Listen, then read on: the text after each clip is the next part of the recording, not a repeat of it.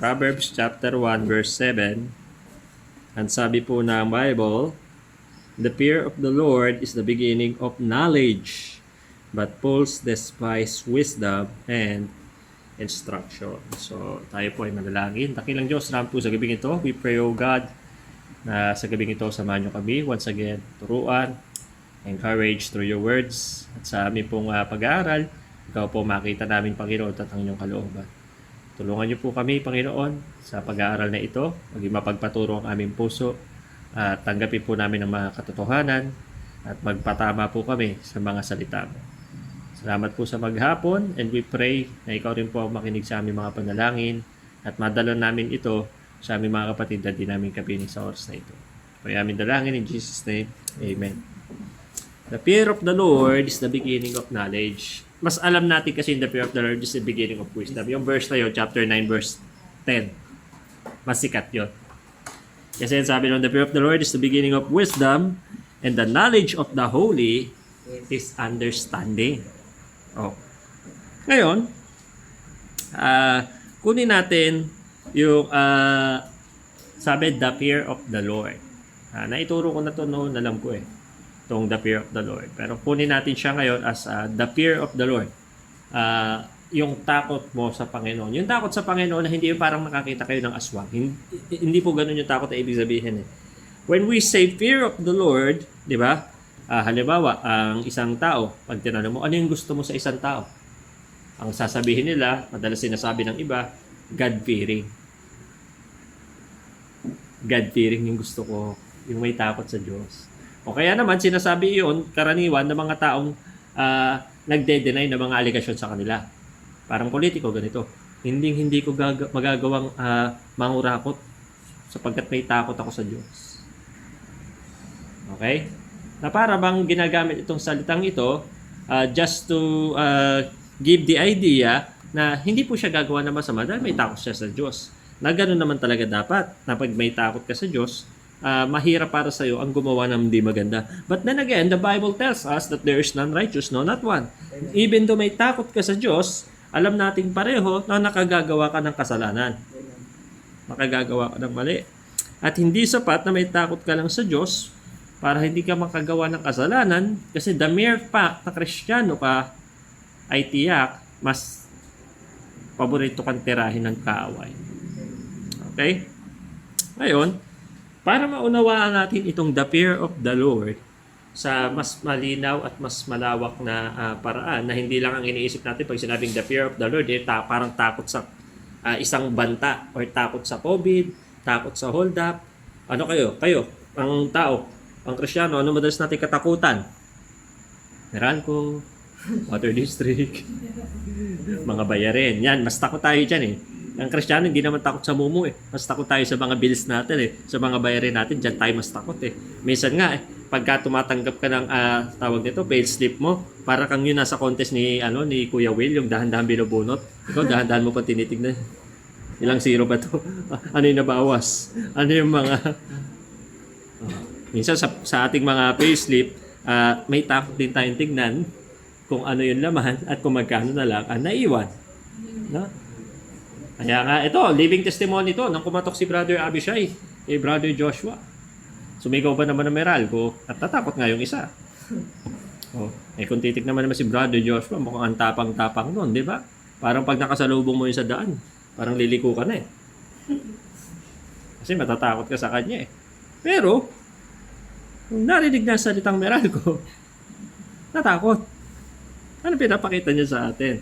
Yung sa ating mga mananampalataya, hindi tayo takot sa mga multo-multong ganyan. Mas takot tayo sa mga talagang buhay na nakikita natin. At lalo na nga, sabi ko sa inyo, sa mga bayarin. Kaya nga maraming Kristiyano doon sa group chat Dito sa ating church Sa group chat, pag nag-chat ako, baka may magbabayad po dyan. Laman lang pumansin Lang pumansin Sabi ko 15 na po, sahod nyo po, baka naman. Wala pa rin Kulang pa rin ng 1 trim pam deposit na 5K, kaya umutang na lang muna ako sa church natin. Umutang na lang muna ako para lang mabayaran kasi deadline nga ngayon. Dahil may magbabayad naman daw sa Sunday. So sige na, para ma-reserve na lang natin at wala nang problema.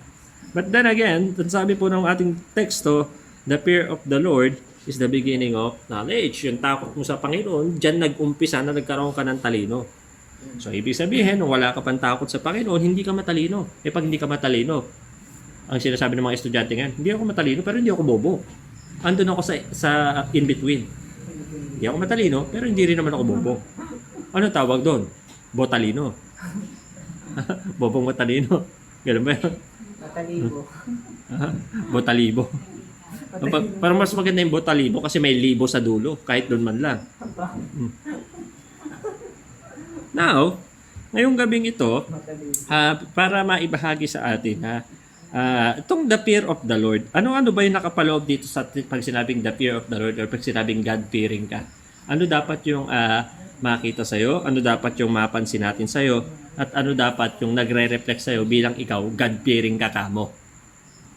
Okay? Kayo ba masasabi nyo, kayo po ay God-fearing na tao? May takot ba tayo sa Panginoon? Una, para maunawaan natin, the fear of the Lord, number 1, is those who have reverence to His person. Reverence. Hindi lang basta ito paggalang matinding paggalang. Kumbaga, kino-consider mo at binibigyan mo ng mabigat na pagtingin ang ating Diyos. Depende yan sa kung anong tingin mo sa Kanya sa buhay na to. Kasi some sees God as a Savior. Tinitignan nila ang Diyos bilang tagapagligtas. Yung iba, tinitignan ng Diyos bilang isang bayani. Yung iba, tinitignan ng Diyos bilang isang tatay na pwedeng sumbungan pag may problema. Yung iba, sa negatibo naman, ang Diyos tinitignan bilang ATM. Yung ATM, pastor. Lord, kailangan ko ng pambayad. Lord, hindi ka naman masamang mag-pray kay Lord ng mga pambayad or something like that. But when you pray just because of those kind of things, then you don't see Lord as who He is, but you see Lord as automated telling machine. Yung iba naman at tingin kay Lord ay talaga namang tinitignan si Lord at pinagpipitagan bilang isang hari. They see themselves as the servants of God. Na ang Panginoon, dahil siya ang pinakamakapangyarihan, bukod sa lahat ng tao, higit sa lahat ng nilalang, ang Diyos ang lumalang sa lahat ng nilalang. They see God as it is. Pero maraming Kristiyano, mas takot pa kay Thanos. At mas powerful pa si Thanos para sa kanila kaysa sa Diyos. O, di ba? Nung unang nood mo ng Endgame, di ba? Ay, nung Infinity War pala, nung tingin mo na kay Thanos, napaka-powerful niya. Grabe. O, yun po yung kontrabida doon sa Marvel Avengers na hindi ko naman masyadong gusto yung pelikulang yun. Hindi. Gustong-gusto lang. Now, grabe yung kapangyarihan niya. Nakukontrol niya lahat at walang makatalo sa kanya. Sometimes, we see those kind of TV portrayals as they are the powerful. But let me remind you, Christians, that God is very powerful than what we think. Imagine, nilikha niya ito. Tignan lang muna natin sa creation. Usapang creation lang tayo. Nakapanood ako ng isang video na nagkino-compare niya yung size ng mga planets. What is the biggest planet sa atin? Jupiter. Pero alam niyo yung Jupiter, pag tinabi mo dun sa pinakamalaking planeta sa buong kalawakan, kailangan mo i-microscope para makita mo yung Jupiter compared to that planet. Yung planet Moja, planet Vegeta, Dynamic pa. tawa si Albert, alam Dynamic pa.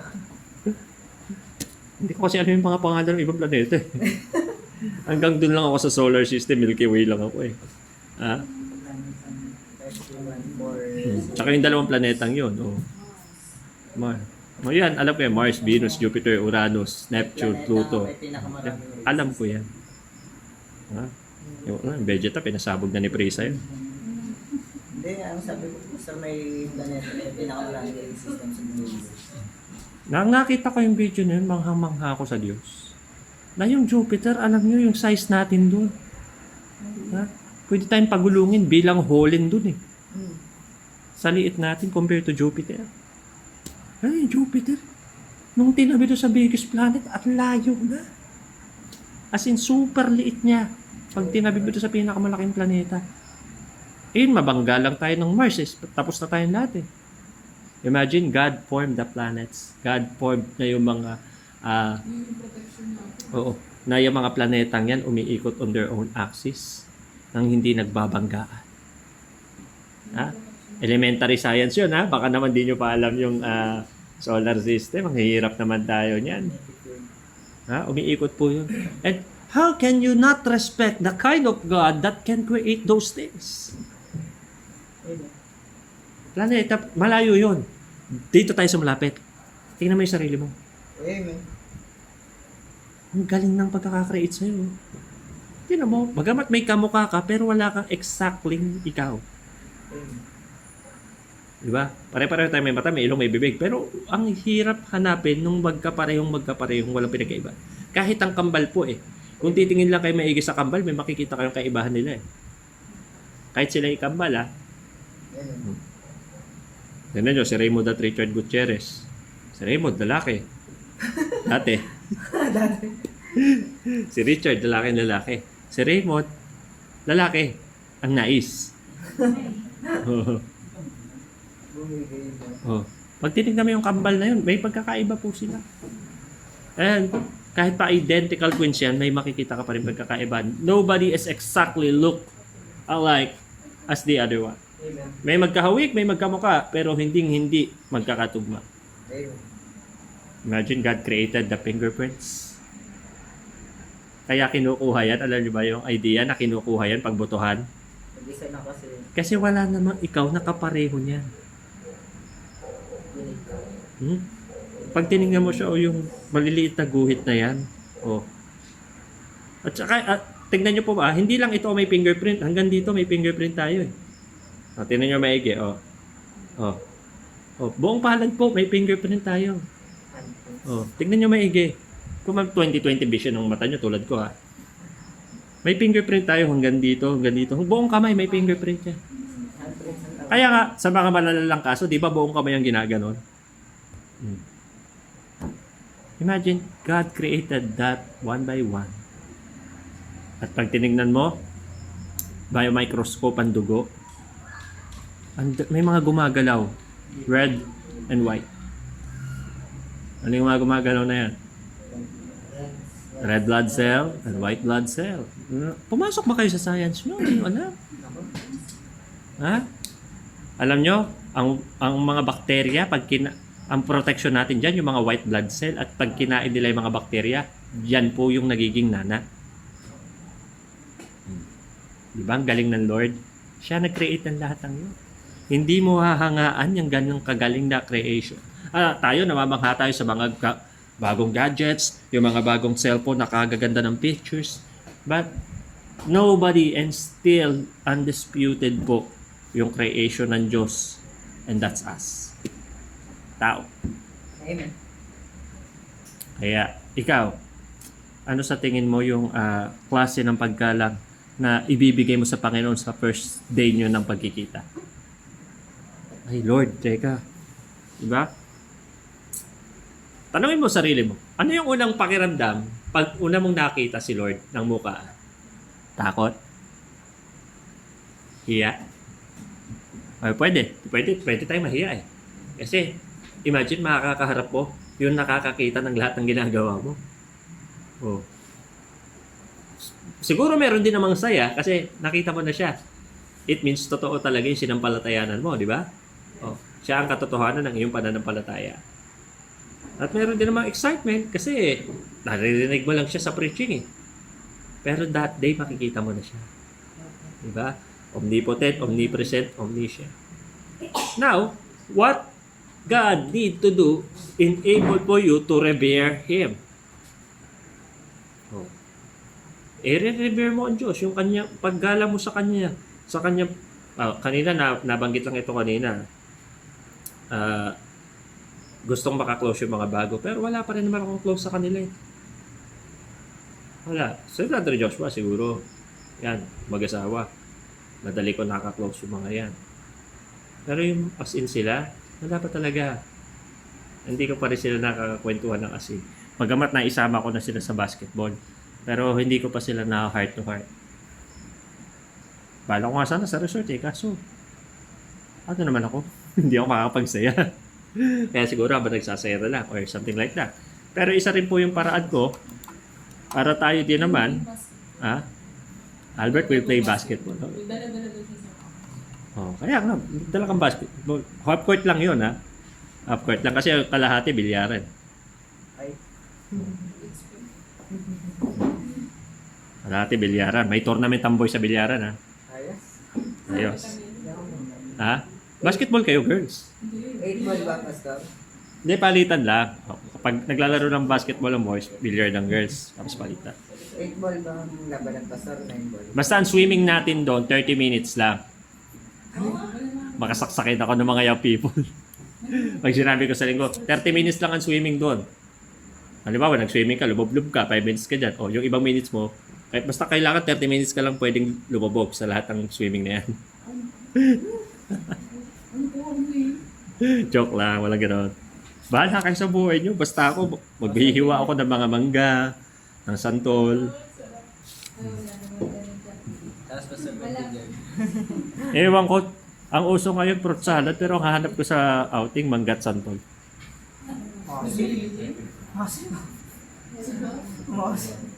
Ewan ko, bakit po gano'n. Balik muna tayo sa mensahe. Wag muna kayo may exciting, matagal pa yon.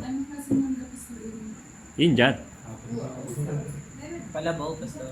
O, sige na, magpipreach po ako, ha? Tsaka na tayo kumain doon. Ha?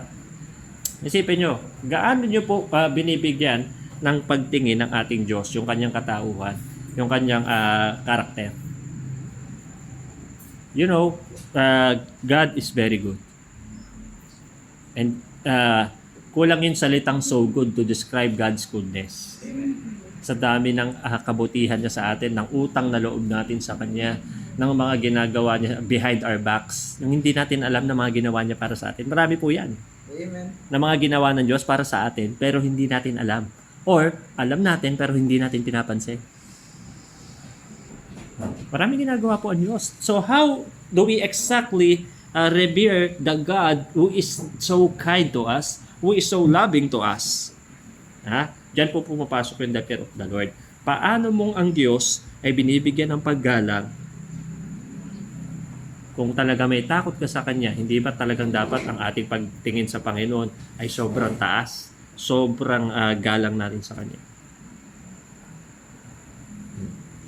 And when we say galang, syempre, you respect God's time. You respect God Himself. You respect God whatever happens and whatever you do. Nire-respeto dapat natin ng Panginoon. Oh. Now, the fear of the Lord, number 2. Una, we revere His person. Number 2, we respect His plans. You have plans, yes. And no, nothing wrong of having a plan. Amen. Pero, dapat lagi tayong may respect sa plan ng Panginoon. Lagi tayong may regard. Lagi tayong may pagbibigay po ng pagsasalang-alang sa mga plano ng Diyos. Ang sabi ng 29:11, di ba? For I know the thoughts I think toward you, of peace and not of evil, to give you unexpected end. May plano ka, Clyde, di ba? Ang plano mo, pumunta ng probinsya. Napakapalpak na plano.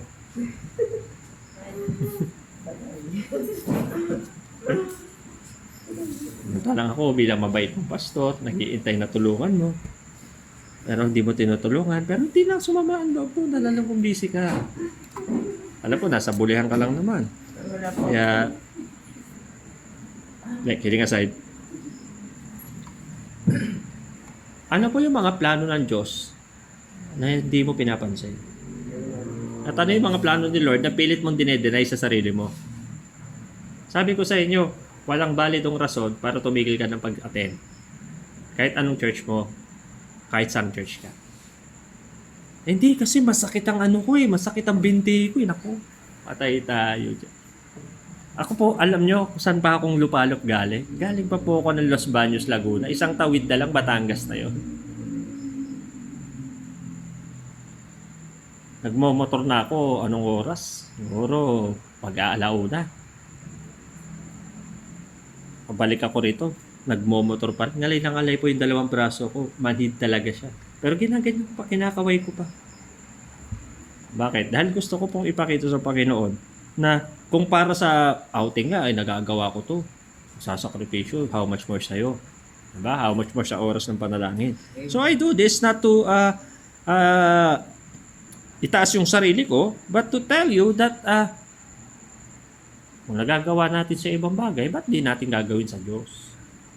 Gagawin natin sa Diyos because God is more important than anything, Amen. than anyone, and than anybody else. Okay? So we should remember that God has a plan, and that plan is the better or best plan than ours. May plano ka. At di naman pangit yung plano mo. Ang pangit lang, yung plano mo, pilit mong tinatapat sa plano ng Diyos, which can never be equal. Amen. Medyo mainit eh. Sa inyo pa kayo. Hindi naman magpapatay yung ganda ng plano mo sa ganda ng plano ng Diyos. Tandaan natin, laging nandun tayo sa ilalim lang ng Diyos. Yung Diyos pa rin ang mas nakakaalam, mas nakakaangat, mas nakakahigit, mas makapangyarihan, mas maunawain, at mas malawak po ang pagtingin. Tayo yung tingin natin ganyan lang eh. Ang tingin ng Diyos ganun. Mas nakikita niya yung mga posibilidad kaysa sa atin. So if we fear the Lord, we should respect His plans. Respetuhin natin yung plano ng Diyos pagkat yung plano ng Diyos ay pinaplano niya para sa atin. Wala siyang pala kahit hindi niya tayo pagplanuhan. Wala rin siyang pala kahit pagplanuhan niya tayo. Pero dahil mahal niya tayo, may plano siya. Amen. Okay? So, tingnan niyo po yan. Ano yung mga plano mo?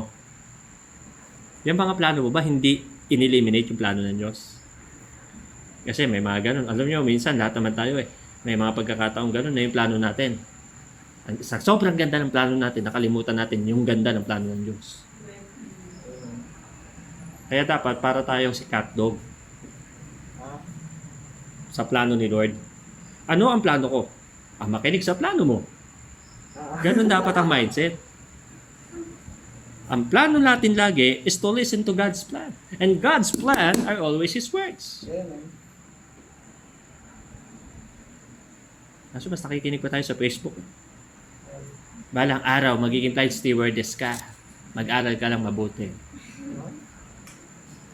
Alam ko naman, nag-aaral lang kayo, pero hindi mabuti. Sabi kasi, di ba, ang Kristiyanong estudyante, ano daw? Nag-aaral lang mabuti. Nag-aaral lang. Hindi mabuti. Hindi lang mabuti. Ang ganda lang talaga eh. Di ba? Pero, kidding aside, tignan nyo po yung plano ng Diyos. Amen. Lagi mong i-compare yung plano ng Diyos, plano mo. But, most of the times, yung plano natin, mas gusto natin. Kasi yun yung mas gusto natin. Kung plano ng Diyos ang kalaban ng plano mo, sirain mo na ang plano mo yan. Third, the fear of the Lord. Number 1, revere His person. Number 2, respect His plans. Number 3, reinforce His purpose. Reinforce His purpose. Patibayin mo yung layunin ng Diyos sa'yo. Ano ba layunin sa'yo ng Diyos? Yung church natin, all of a sudden, dumanas kami sa kokonti. Ngayon, dumadami na naman. Pero hindi na ako nag-aano na, forever na tong ganito. Alam ko, darating yung time, mababawasan na naman. Pero ang natutunan ko sa 11 years kong pagpapastor, tuloy lang. Mabawasan, dumami, tuloy ka lang. Kasi dun yung sukatan ng tulay na malalakas. Yung tumagal kayo. Amen. Hindi yung dumami kayo. Come and go naman talaga ang tao eh. Pero mahalaga, nandiyan pa rin yung church. Amen. A lot of people go, but still, God sends people to come. Dadagdag pa rin ng Diyos. Alam nyo, may mga kalaban na tayo rito. Kalaban na, hindi sila talagang kalaban. Dito, naniniwala ako may magtatayo dito eh. Sa panglimang bahay. Parang nakita, ito kasing lugar na to, tang Altachera, ang gandang pagmisyonan to. Amen. Kaya may nagbabalik dito. At doon sa bahay namin, may nagpunta doon, nag-soul winning pa talaga doon. Pero hindi kasi ako nagpakilala ng pastor eh. Si Abby lang nakausap. Hindi ako nagpakilala kasi baka makasapak ako eh. Ay, joke lang. Joke lang. Hindi mo na ako nagpakilala kasi alam nyo yun, natetreten ako, in a way, ayoko rin namang hadlangan. Kasi sino ako para hadlangan siya? Ang gagawin ko na lang, kikilos na lang din ako. Unahan na lang to. Ganda, di ba? Nag-aagawan kami sa kaluluwa. Di okay yun. Mas maraming masisave na taga-Altatxera. Basta wala lang kanaan ng miyembro. Ha? Maghanap muna siya ng miyembro niya. Hindi yung kakanain niya. Kasi may mga ganun. Kahit may church na eh. Kinakatok pa yan ng Christian Bible Baptist Church. Gustong kumana ng miyembro ng may miyembro. Kaya ito, kakanain ko to eh. Makabawi-bawi man lang. Maputi rito, Clyde, di ba? Yung kinakausap mo dyan, ha? Yung kinakausap ko dyan. Alam ko, pinagbabalaka mo yan, ha? Ha? Nung linggo, merong katabi si ano eh. Ayoko na lang sabihin yung pangalan. Ha? Ayoko na sabihin yung pangalan. Ano yung purpose sa akin ng Diyos? Ano yung purpose sa inyo ng Diyos? We are here in our church because God has a purpose. Dati alam mo yung purpose na yan. Nakakalimutan mo lang. Or baka naman, hindi mo nakakalimutan. Talaga lang kinakalimutan. Ingat tayo dyan kasi ang fear of the Lord is reinforcing the purpose of God in you. Ikaw mismo ang magpapalakas ng layunin ng Diyos sa buhay mo. Hindi ikaw ang magpapahinga. Sabi kasi, di ba, ang pinakamabigat na sa kalaban ay ang sarili. Kaya yung sarili na lang ang dinadala niya. Pero tingnan nyo ito. Tingnan natin lagi. But when God wants us to do something, huwag tayo ang maging hadlang sa bagay na yun. Okay? Salamat nung linggo sa mga nag-Thanksgiving. Buti na lang at lumabas kayo. Huwag ka masasaktan kung ayaw nila tanggapin. Kasi natural yan. You cannot please everybody. Amen.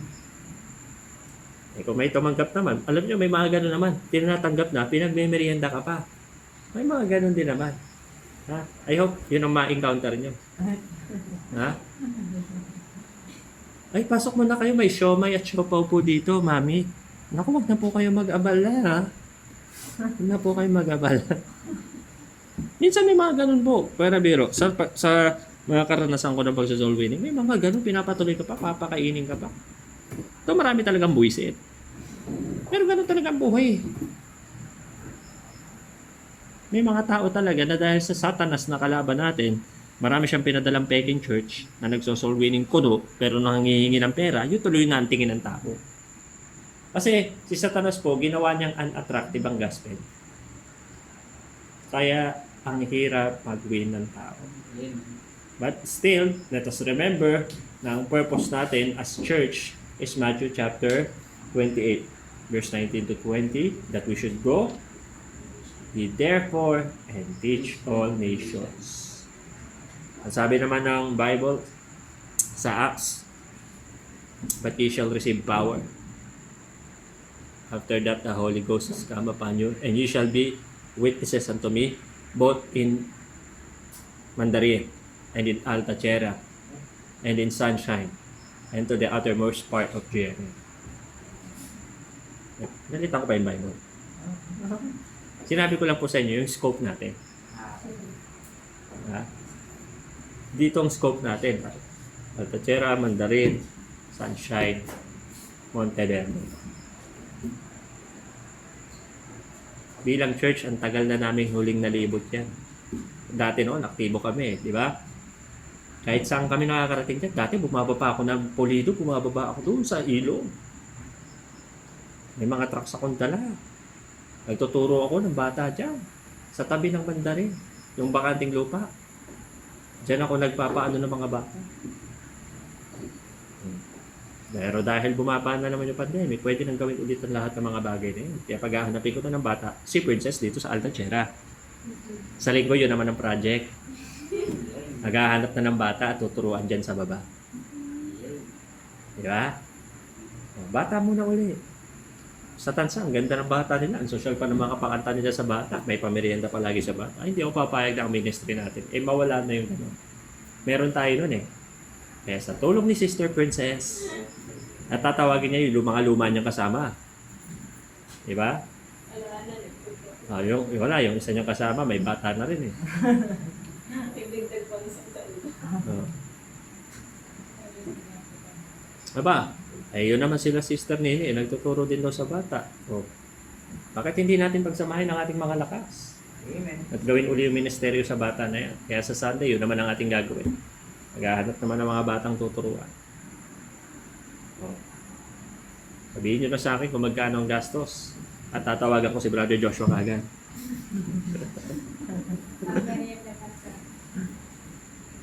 I-upload ko sa sa YouTube channel ko tong preaching ng para yung mga hindi nakaka-attend pag Wednesday. Diyan na lang sa YouTube. Pero kinakatakot ko naman dahil baka may YouTube. Hindi na lang atin, may YouTube naman gusto. Baka yun naman. So mga kapatid, we reinforce God's purpose. Hindi pwede tayong maging stagnant church. Kailangan may ginagawa talaga tayo sa Panginoon. Alam ko nakakatamad pero wag natin katamaran kasi yan ang trabaho natin. Amen. Yan ang purpose kaya tayo nandito. Kaya tayo tinawag ng Diyos. Tandaan nyo tayo, bunga tayo ng soul winning. Bunga tayo ng evangelization ng church. Na kumilos ang church noon para maligtas ka ngayon. Amen. Ikaw naman ang kumilos kayo para may maligtas bukas. Okay? Huwag pong manghina yung ating evangelization dahil yan ang heart ng gawain. Ano ngayon kung dumami tayo ng dumami?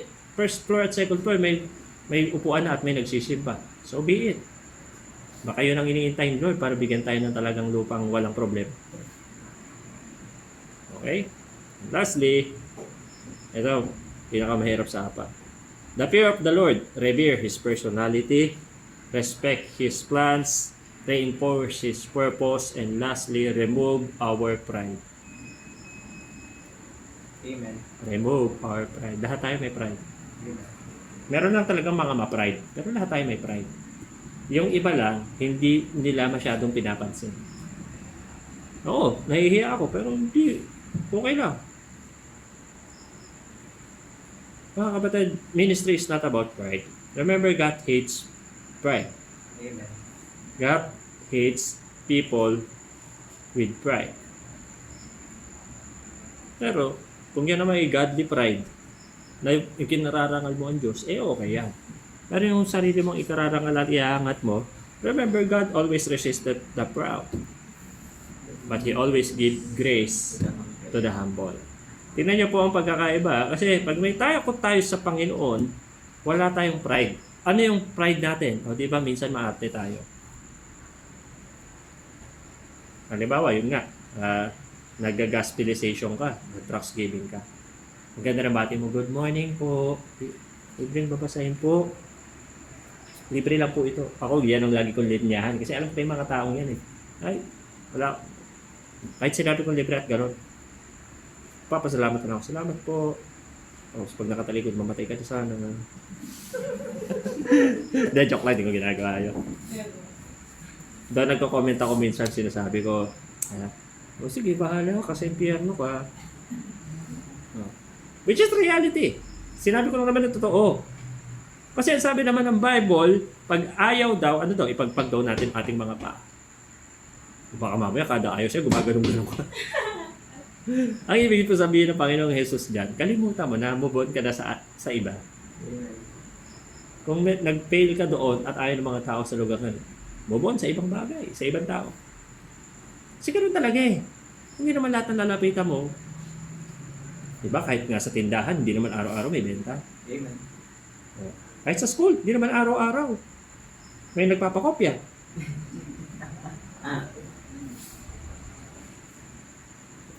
Ganun lang po talaga eh. We must accept the fact na hindi po laging cheerful yung mga tao pagdating sa gospel dahil nga ginawang unattractive ni Satanas ang gospel. Ang mahalaga lang, tanda mo lagi ito sa soul winning sa Thanksgiving. Ano ba yung Thanksgiving? Thanksgiving. Hindi po titignan ng Diyos yung resulta. Ang titignan niya ay yung effort. Amen. Mahalaga, ginawa mo yung gawain. Ginawa mo yung magagawa mo. Leave the results to God. Lord, gusto ko po mag-soul winning, mag-Thanksgiving. Tingnan niyo po. Subukan mo, picture mo yung tracks. Upload mo. Mga friends, FB friends ko, di ba thousands yan, FB friends ko. FB friends ko, basa po muna kayo. Wala pa pong 5 minutes babasahin ito. Try lang po. Okay, share mo yung mga videos with gospel presentation. Yan ang dapat laman ng ating social media. Huwag nating titigilan ang social media natin ng evangelization. Kasi yan na ngayon ng madaling para abutin ng tao. Gumawa pa nga ako ng page yan. Bubuhayin ko na ngayon yung mga banat na may kwenta. Nagkaroon kami dati ng 300,000 views. Pero hindi siya video kasi. Na-reach lang nung page namin 300,000. Ngayon, malaki na rin yung likings nun eh. Kaya nga, I'm not after the money kasi hindi ko alam paano kumita nun. Kung paano kumikita yung mga FB page. Pero, kung dun sa 300,000 taong yun may maligtas na isa, di at least, very worth it yung inubos kong time doon. Tapos, ililink ko yun sa YouTube channel ko. Para mapanood yung mga preaching ko doon. Yung mga sinasabi ko doon na mahal-mahal ko ang girlfriend ko, para mapansin naman yun. Hindi na napapansin eh. Kasi hindi naniniwala eh. Joke lang. Remove your pride. Sabi din ba sa atin, Romans 1:16, for I am not ashamed of the gospel of Christ, for it is the power to God, to salvation, to the Jew first, to also to the Greek. Kaya sa linggo, maghahanap ng batang tuturuan, ha? Princess? Ha? Huwag na sasabihin uulan. Satanic yan. Tagulan na po kasi ngayon. December? Opo. Pag-asa ka na pala ngayon. Bakit po sa Las Bañas umulan? Huwag po nating isipin yung pride natin. Di baling mapahiya ka, di tinanggap yung binigay mo. Ako nga, naranasan ko yun. Binigay ko ng truck, sinesharan ko na. Tapos yung isang lalaki, ginawang eroplano, pinaganon sa harapan ko yung truck. Pinalipad na parang eroplano. Kung sa inyo gawin yun, baka umiyak na kayo. Sa harap ko, ginawa yun. In the back of my mind, yung buhok ko nagiging dilaw na eh. Ay, hindi tayo dyan. Talagang kumukulo na yung dugo ko doon sa lalaki yun eh.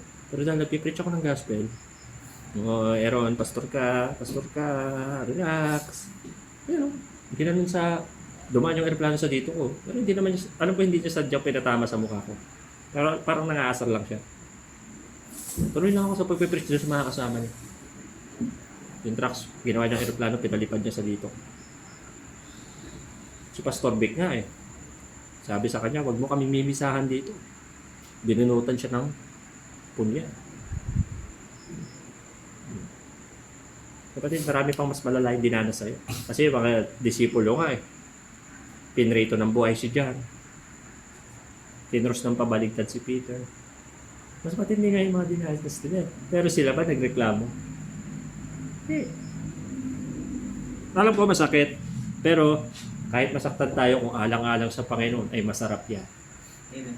Ha? Remove our pride. Hindi na tayo ang mabubuhay sa ating sarili. Mamaya, nandito na ako. Hindi na tayo ang mabubuhay sa ating sarili. Ang Diyos na. Di ba? Di ba? Ang sabi ng 2:20 ng Galatians, I am crucified with Christ. Kaya kung kasama ka na pa ako ni Kristo, dapat nagtitiis kang kasama ni Kristo. Nevertheless, I live, yet not I. Hindi na ikaw ang nabubuhay sa'yo, si Kristo na. Diba? Kasi sabi doon, but Christ liveth in me. And the life which I now live in the flesh is not of me, but of Christ who loved me and gave Himself for me. Amen. So, hindi na tutungkol sa atin. Ano man ang gawin nila, tuloy lang tayo. Kasi yan ang purpose ng Diyos. Now, the fear of the Lord. Pag itong apat na to, nagawa natin, mapasabi natin meron talaga tayong takot sa Panginoon. Ano nga uli yung una? Reverence to His person, respect to His plans, reinforcing His purpose, and lastly, removing our pride. Amen. Yan ang mga tunay na God-fearing. Hindi po yung mga God-fearing ng boyfriend ko. Hindi nagyoyosi yan. Hindi po sign na pagiging God-fearing yung ganun lang. Ang tunay na God-fearing is may respeto sa Diyos, mahal ng Diyos, sumusunod sa Diyos, at hindi sarili ang bida. Okay? Ngayong gabing ito, I hope and I pray, makita natin yung tunay na batayan ng pagiging God-fearing. Okay po? Wala po yan sa mukha. Bagamat ka-fear yung mukha. Pero hindi po yan yun. When we are God-fearing, number 1 dyan is obedience. Okay? So tayo po ay tumayo. And we will pray. Salamat po.